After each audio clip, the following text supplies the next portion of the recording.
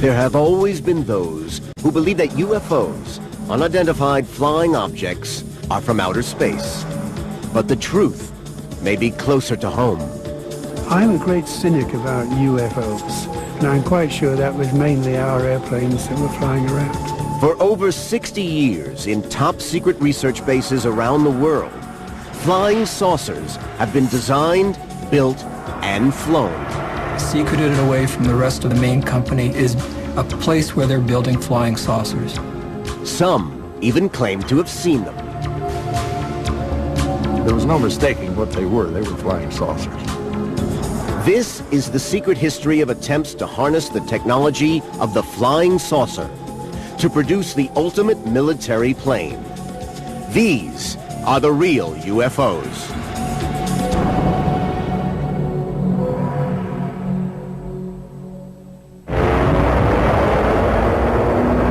The story of the real UFOs begins in Nazi Germany.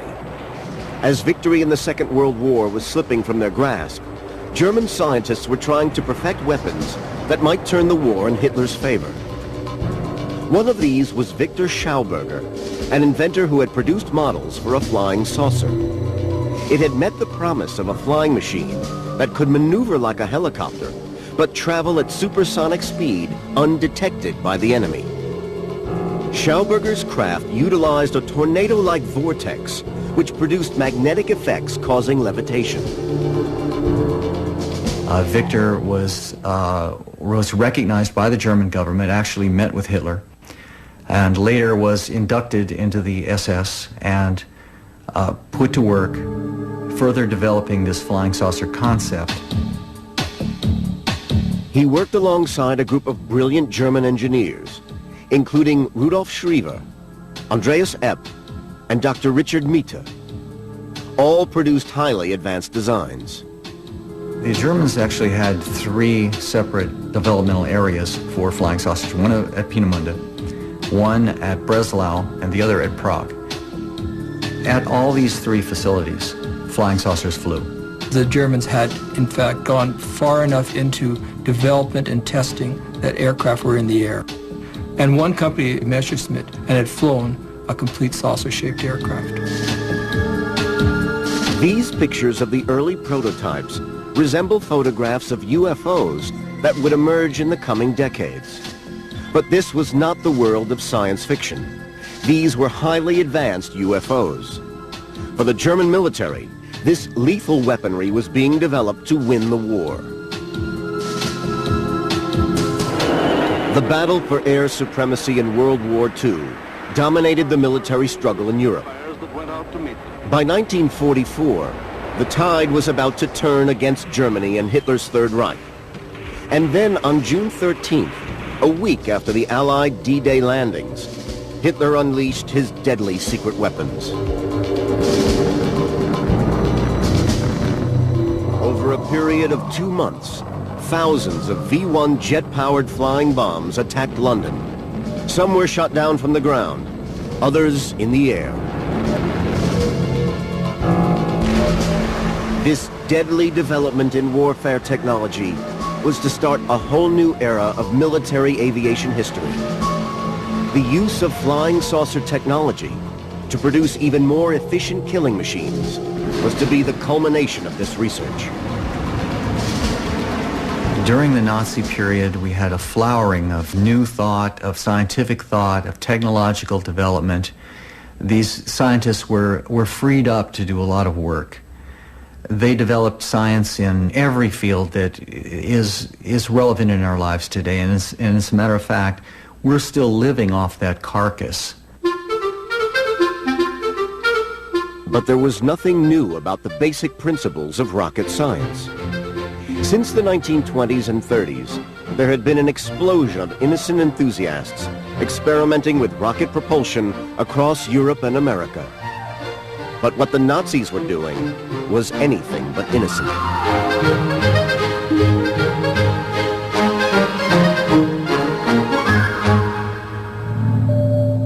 At their deadly weapons research facilities, scientists were working on a new generation of weapons. And alongside the rockets and missiles, real UFOs were a crucial part of that program. One of the incredible things that happened during the Second World War was the amount of technology that German scientists were turning out that was devoted to a war effort. And that included rocketry, it included the jet engines, but it also included some remarkable work in terms of flying saucer craft. But time was running out for Hitler and his scientists. On all fronts, the Allies were breaking through. The Germans were in retreat. The flying saucer technology, just like all of Hitler's other ultimate weapons, would come too late. Even right to the very end of the war, it seems they really believed that these super weapons, these super delivery systems, were going to be able to at least stall the Allies and they were going to be able to arrive at some sort of political settlement of the war. Hitler's dream of winning the war with his super weapons never came. By May 1945, the final battle for Berlin had started. The war in Europe was virtually over.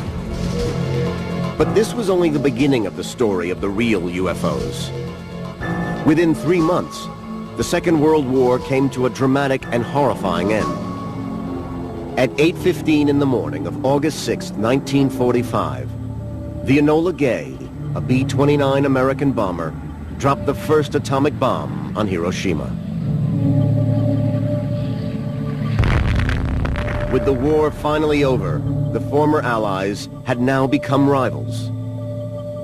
The Soviet Union and the West would soon be locked in a battle for the latest military technology. Well, at the close of the Second World War, all the former Allied powers were engaged in a race to capture German technology. Americans captured a complex for the manufacturing of B-2s and the plans for many other missiles, but the Russians captured the latest models of jet aircraft from the Germans and a good amount of rocket scientists. But the key question was who was going to capture the real UFO scientists. The secrets of German rocketry and missiles was not the only technology to fall into Russian and American hands. The Cold War was about to begin, and alongside the very public nuclear arms race, with its displays of missile hardware, there was also another secret arms race going on, which the public knew nothing about. This time, to find the ultimate flying machine, a flying saucer from the world of science fiction.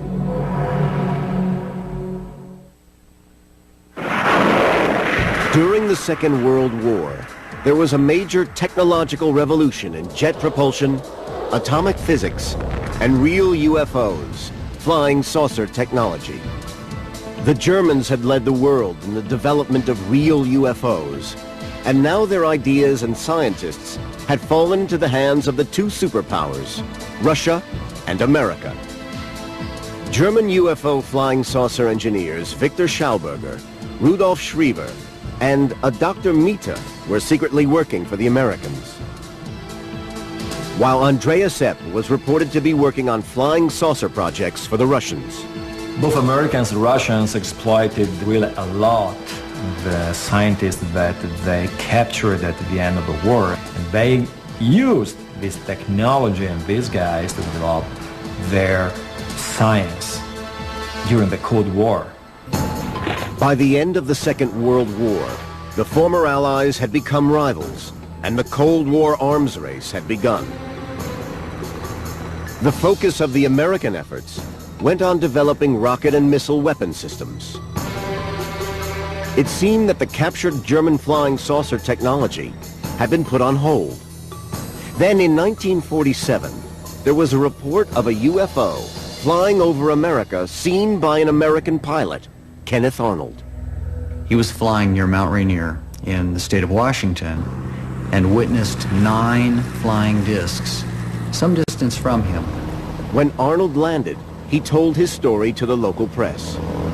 I was approximately 25 to 28 miles from Mount Rainier, and I noticed to the left of me a chain which looked to me like the tail of a Chinese kite going at a terrific speed across the face of Mount Rainier. They looked something like a pie plate that was cut in half with a sort of a convex triangle in the rear. Well, Kenneth Arnold started a firestorm. He was able to calculate from known landmarks how fast they were flying, and found they were flying at 12 or 1,300 miles an hour. And from his description, once he landed and gave this story to the press, he described these objects as if they were saucers skipping on water. And today, that's how we have the word flying saucer. From out of nowhere, the flying saucer mystery is with us. What is the flying saucer? What do people see and sometimes photograph? What's behind the daily reports of aerial phenomena in the nation's press? U.S. television and radio began reporting eyewitness accounts of members of the public who claimed they had seen UFOs in the skies over America. I glanced up and there were 3 flying saucers in a V, approximately a half a mile away from me at an altitude of 350 feet. Is this what Weisberger saw? America was gripped with UFO sightings and flying saucer fever. The military was eager to deny it was anything to do with them, and went on television to reassure the American public. We can say that the recent sightings are in no way connected with any secret development by any agency of the United States. In my position in the Research and Development Organization of the Bureau of Aeronautics and of the Navy Department, I am thoroughly familiar with both our aircraft and our guided missiles programs, and can state without reservation that the Navy has no saucer-shaped aircraft or missile in any of these programs. Then in July 1947, in the midst of the UFO fever, came a startling report by another serving American officer. He announced to the press the discovery of remains from a flying saucer found in Roswell, New Mexico. Within hours, the story of the Roswell incident exploded around the world. The American military panicked. Again, they issued an official statement designed to reassure an anxious public, denying the remains were from a flying saucer. They maintained that it was simply a weather balloon. Behind all these American denials was a more ominous possibility for the military. Assuming the UFOs were not from outer space, flown by aliens, perhaps all these sightings were evidence of an enemy closer to home. The American military were inundated by all kinds of UFO reports, and that drove them to the idea that perhaps some of those UFO missions were the Soviets in the air. The Americans captured the very exotic blueprints of very advanced designs for aircrafts, and among them there was the Horten 229 by the Horten brothers. And this aircraft was very similar in shape to the first description of the flying saucer sighted over America in 1947. And the Americans were scared that the Russians could have produced actually a flying version of the Horten 229. So in the immediate post-war years, reports of UFO sightings were part of the growing tensions between East and West as the Cold War grew in intensity. In the early 1950s, the Korean War had almost brought the world to a nuclear disaster.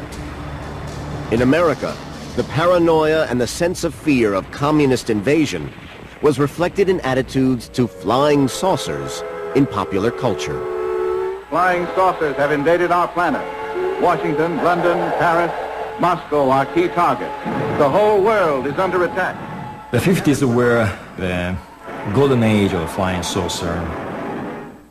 People were scared by the Cold War. They were scared by the atomic experiments. They were at the same time very keen to the space exploration and to the advancement of technology, so the climate was the right one to expect extraterrestrial visitations from outer space.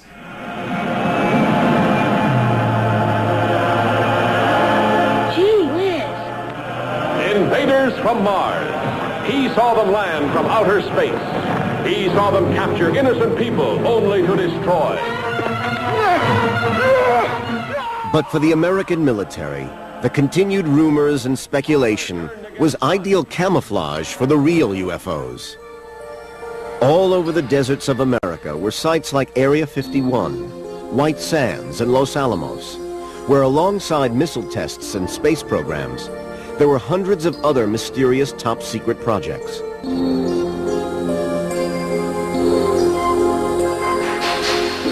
These included high-altitude parachute tests,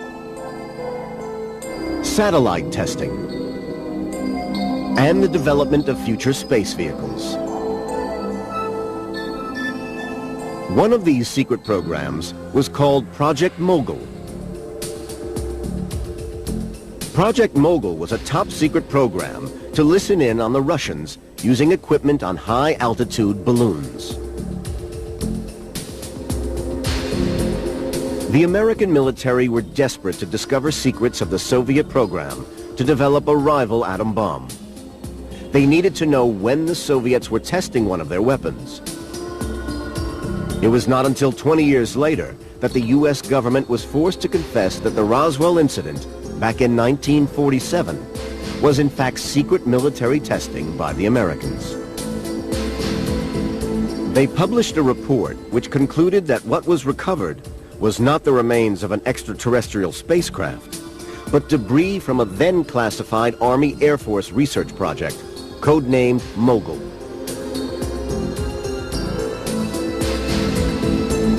But there was good reason for the Americans to be frightened of the Russians. The experience of the Korean War and the startling appearance of the MiG fighter had proved how advanced Russian military technology had become.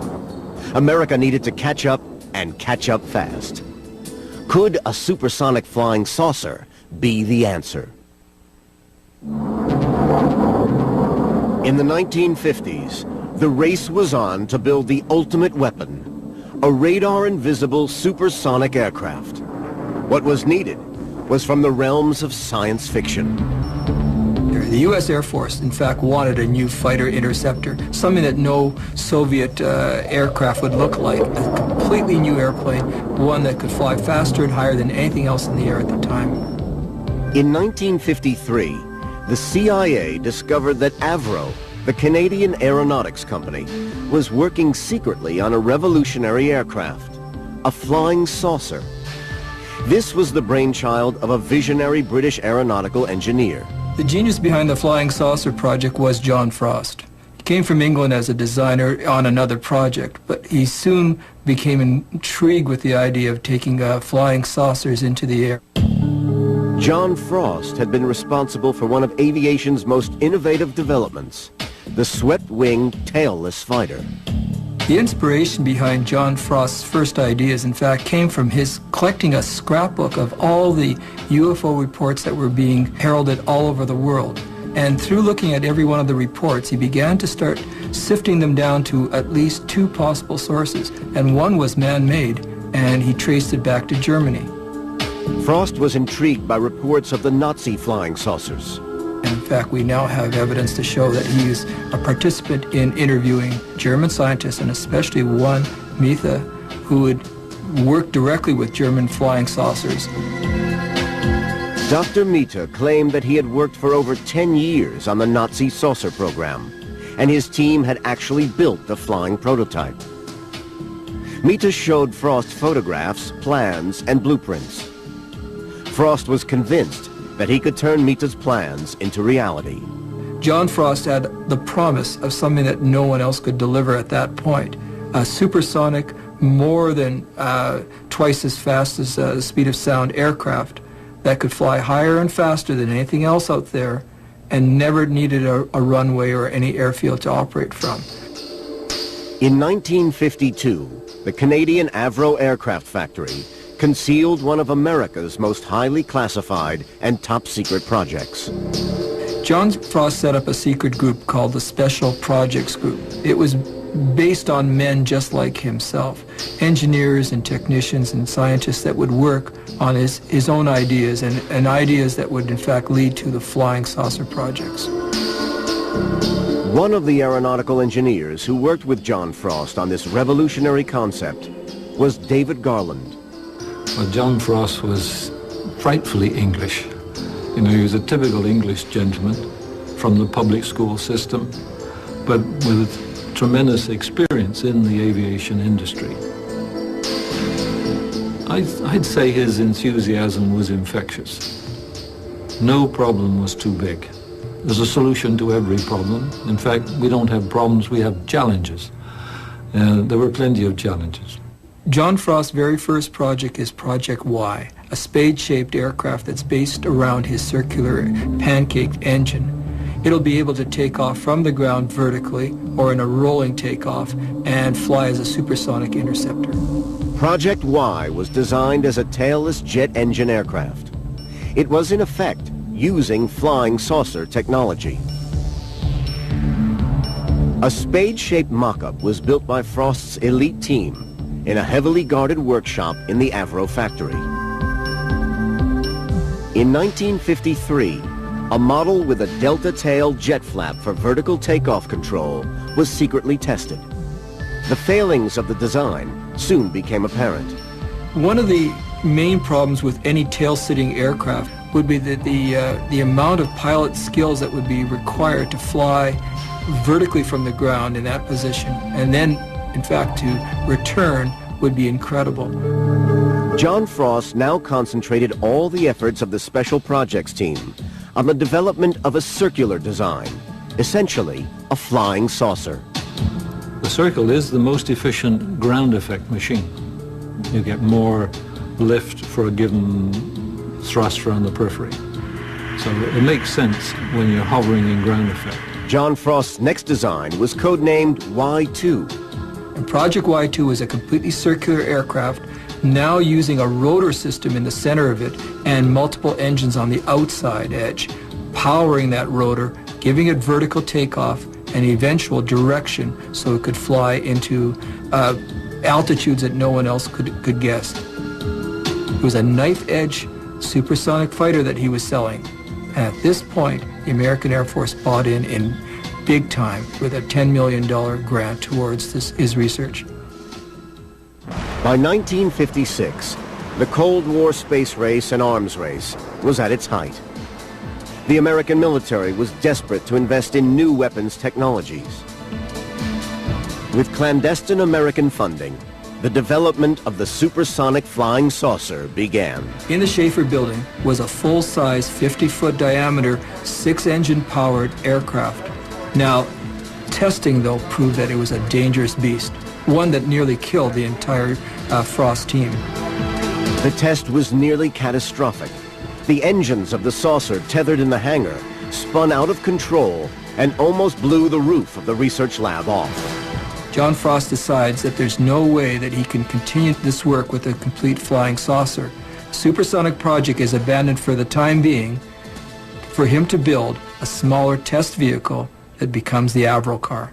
Well, the design specification for the Avro car was to fly at forward speed at 300 miles an hour, some modest kind of speed, but it had a high thrust-to-weight ratio greater than 1. And to fly at 30,000 feet altitude, and to land and take off vertically. In 1957, Frost's prototype model finally rewarded the earlier American military investment in his project. The Avro car was a scaled-down test vehicle that could do two jobs. One, it could provide a test vehicle for the supersonic craft that was still sitting in the Schaefer building, but secondly, it could be the flying jeep that the U.S. Army required. With weaponry, it could actually go on the battlefield as a battlefield weapon. In 1959, the two vertical takeoff prototypes rolled out of the factory. The long-term aim was to produce a flying saucer that could reach over 1,500 miles per hour. It did fly along the runways, de-icing the runways quite nicely, blowing ice and snow around.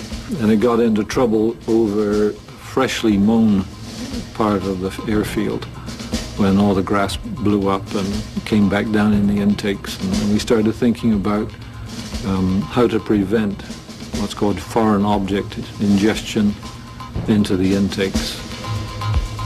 The flying saucer flew several test flights, but its shape meant that it was incredibly difficult to steer. It was a maze of challenges, and the biggest challenge that the concept faced was the pitch instability. The aerodynamic center being so far forward of the center of gravity. It's not a good recipe for a happy flight. So the vertical takeoff and hover principle was working. Modifications were made, but lack of power and inadequate control mechanisms were difficulties that had to be overcome if the Avro car was ever to fly as intended. Apart from the development of powerful pitch control, the only way that we knew to make a circular device stable was to have it spin, like a frisbee today. And the spinning action will impart stability. Some of John Frost's early designs did in fact have large spinning components, and the gyroscopic power of those devices was thought to impart some stability in designs which were thought to go as fast as 3 times the speed of sound. Frost was convinced he could control the instability problem. But the Americans insisted on adding a swept tail unit. Frost considered this was a betrayal of his original concept. So in December 1961, the $10 million Avro flying saucer program was officially scrapped. But some of the engineers who worked on the project did not totally abandon Frost's dream. There really is no aerodynamic future for a circular wing subsonically. Supersonically, with a few modifications and tweaking to its shape to make it a little more like a delta wing, one might see a possible outcome. John Frost always believed his original concept was achievable. Despite the unfavorable results of the Avro car testing, the work that John Frost had put into the supersonic project showed that in fact it could have flown. And unfortunately, with the money eventually simply stopping, the company shut down the entire project. All the technology went back to the United States, who is the real owners now at that point. The highly classified flying saucer technology went to America. But were these apparent public failures covering up a more covert flying saucer project that later, indeed, would work? This is Jack Pickett. 40 years ago, he was a publisher of U.S. military magazines. He even had positive security clearance. On a visit to MacDill Air Force Base in Florida, he was convinced he saw real American Air Force flying saucers. There was no mistaking what they were. They were flying saucers. There was 4 of them parked in a row down at that restricted area of the base, and they ranged in size from 20 feet across to about 45 feet to, say, 70 feet, and then the biggest one was 119 feet across. Perfect circles. Jack Pickett had been invited to the Air Force Base to write an article on the recently decommissioned aircraft. Pickett was even shown some remarkable photographs of the aircraft in the hangar. He showed me photographs of many of these aircraft in flight, in formation. He showed me photographs of them with jet escorts, regular type escorts, flying with them. Military researcher Michael Schratt has been investigating the Pickett story for the last 10 years. This one was 119 feet across. Schratt has worked closely with Pickett to produce a series of photo reconstructions of the experimental aircraft which Pickett saw. What Pickett was shown seemed incredible, but he was assured that indeed these were real experimental flying saucers, and this was the evidence that they had actually flown. I said, well, how fast did they fly and how high? He says, well, we achieved space flight with them. And I asked him pointedly, any aircraft that flew that high and that fast, why are you discontinuing them? Why are you scrapping them? He says, well, we've designed better versions with less maneuverability problems. Pickett wrote his article and was ready to publish, But at the last moment, the Air Force withdrew permission and took back all Pickett's photographs. He stands by his story and remains convinced of what he saw. Well, I saw the photographs of them in flight. I walked up and touched the actual aircraft themselves. I really examined them, and it was, no question about it, it was a remarkable aircraft, and it looked just exactly like what flying saucers are supposed to look like, in between. Michael Schratt is convinced by all the evidence that indeed Jack Pickett's story is true. I believe that these were the original, true, authentic articles because I've spoken to Jack for over 4 years now. He's remained consistent throughout, never changed his story. The aircraft that Jack kicked the tires on were capable of 15,500 miles per hour, and I think that's one of the reasons why it's still classified to this day. Pickett's claims came against a background of heightened Cold War tensions. At the beginning of the 1960s, American U-2 pilot Francis Gary Powers was shot down on a spy mission over the Soviet Union. In Europe, the Soviets had built the Berlin Wall, dividing east from west. And with the Cuban Missile Crisis, the world had come closer than ever before to nuclear catastrophe. This could be the beginning of the end for the... As in the 1950s, popular culture reflected the fear and paranoia of the times. And again, it latched on to the threat from outer space. The nations of the world mobilized their armed might, rushing to defend the Earth against the unknown weapons of the super race from the Red Planet. There was suddenly a wave of UFO sightings. We jumped out of the car and stood by the side of the road just as this thing passed over our heads, barely above the treetops. It was hovering over the house and it was moving side to side directly over this house.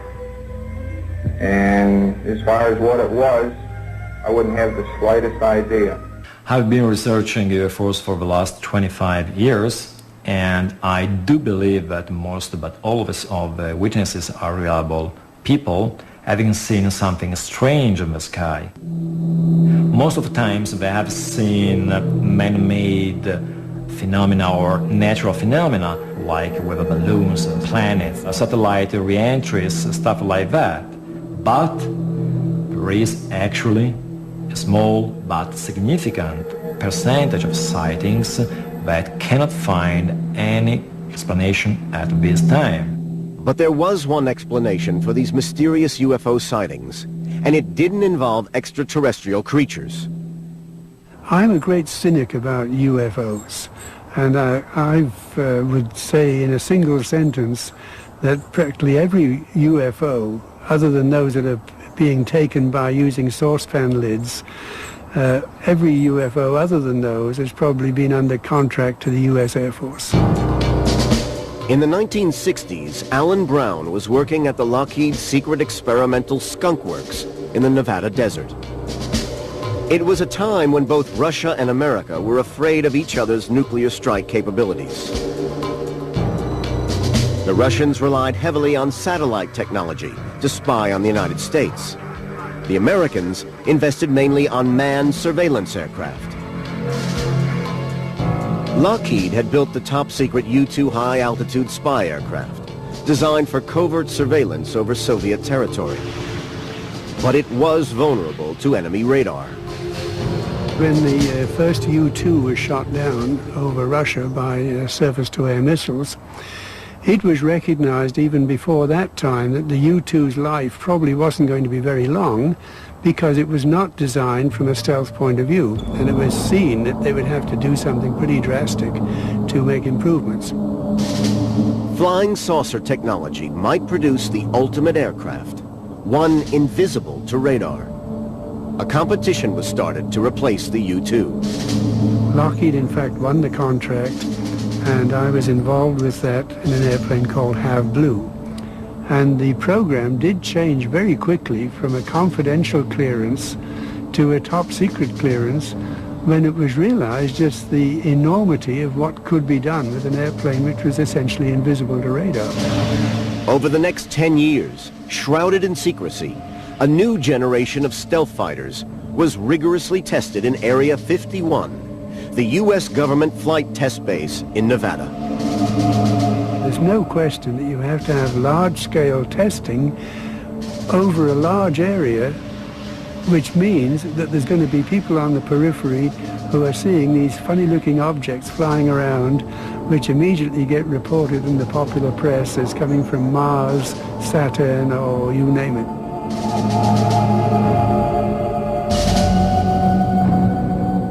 So Jack Pickett's story might be true. Throughout this period, it was the U.S. Air Force that was developing aircraft capable of evading enemy radar. Just what the pioneers of flying saucer technology always promised.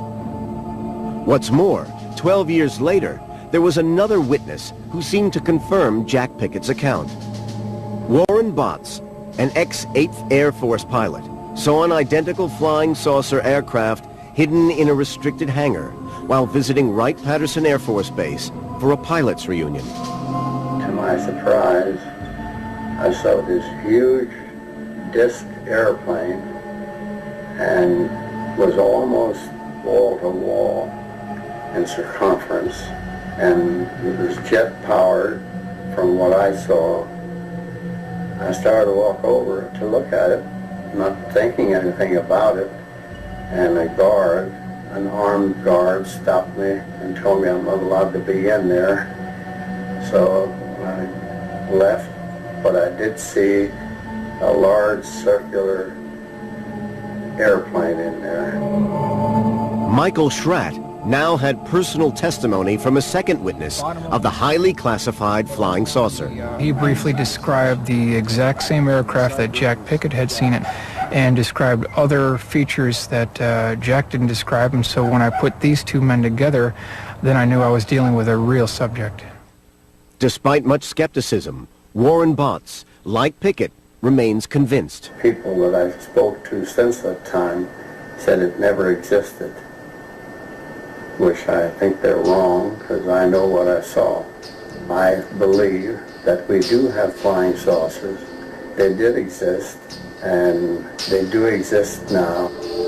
What both men had seen was remarkably similar to the final John Frost Avrocard design, which the American military had reported as abandoned. Many believe that far from being abandoned, research into flying saucer technology had continued. I think it's definitely being experimented today, because not only can get to your enemy completely unannounced, but you have radar invisibility, you've got the acoustic invisibility, no runways necessary, you have the potential to fly outside our atmosphere into space, and that is the holy grail that the U.S. Air Force always had wanted from the beginning. There still remains much classified material on the development of flying saucer technology. But by the end of the century, American scientists and engineers had fulfilled many of the hopes and dreams of flying saucers. A fighting machine that could travel at supersonic speed, undetected by radar, based not on a circular disc, but a pyramid.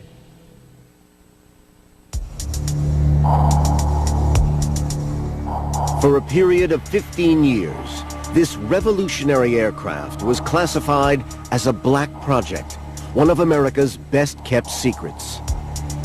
This was the ultimate real UFO, a supersonic strike aircraft, which flew like a jet, but with stealth unseen by radar.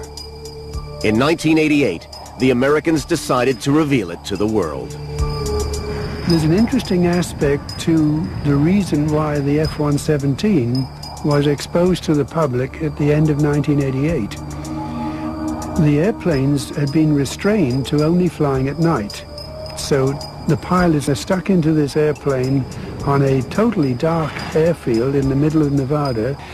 And we, in fact, did finish up losing a couple of pilots by just purely being disoriented in night flying. At that point, the Air Force decided it had better start flying during the day, and if it was going to do that, it was going to give some indication of what was flying, so we weren't going to get a whole raft of more UFO reports.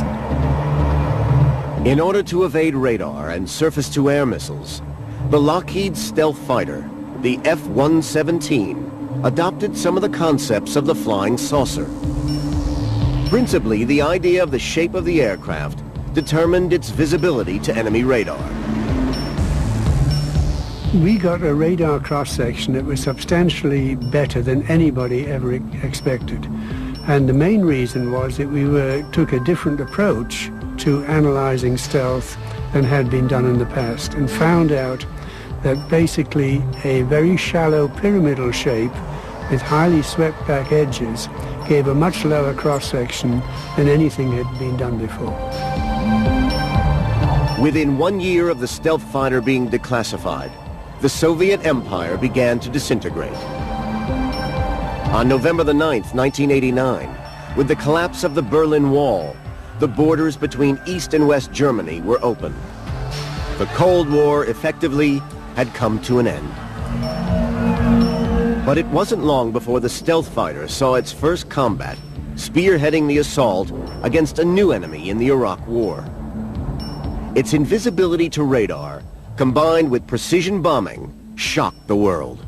We could go in there, drop the bombs exactly at the altitude we wanted to with enormous precision, and take out exactly the targets we needed without being seen. And the whole of the Gulf War in the 1991 period was conducted where we had thousands of sorties and we didn't even get a scratch on one of our airplanes. The unique abilities of the stealth fighter were demonstrated in the Gulf War, but there remained one basic failing. It had to be designed around the needs of a pilot. Future fighting machines are going to be pilotless. I think the cost, politically and morally, of losing highly trained crew these days seems to point in the direction of UAVs, unmanned aerial vehicles. There is nothing new about the concept of pilotless aircraft.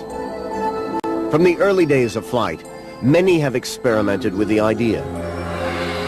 Some with a degree of success. The development of unmanned spaceflight has opened up future aviation possibilities. The biggest issue in the future is certainly unmanned aircraft. And we can also go down to miniaturized airplanes, which are the order of 6 inches in diameter, and fly those into buildings. And in fact, the whole scope of what can be done in the future is just enormous. It's mind-boggling. The future is, perhaps, in this new generation of flying machines. The latest Sikorsky Aerobot is capable of high-speed hovering, vertical takeoff, and landing.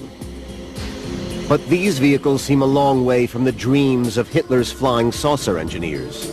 Machines on the edge of science fiction, capable of phenomenal supersonic speed.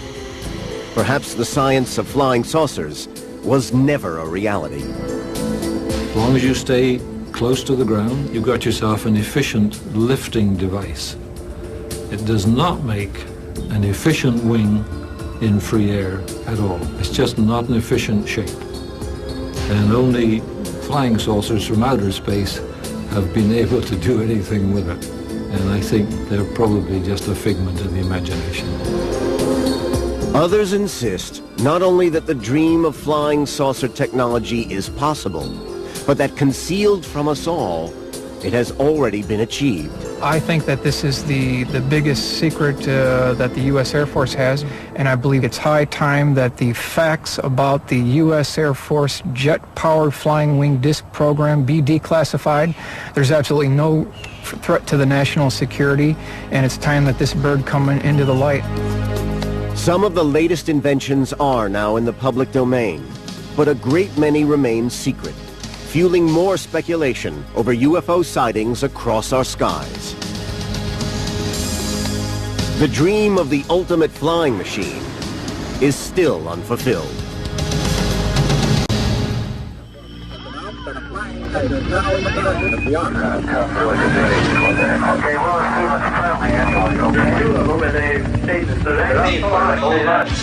Oh my God, I know that's a plane. Jesus, please be a plane. What the hell was that? midway across the perfectly circular disc. 100 yards away. I could have hit it with a brick. In our history, for the first time, we're studying something that's studying us. Something fired a beam of light during a circle, you can imagine, circling our warhead. Fired another warhead.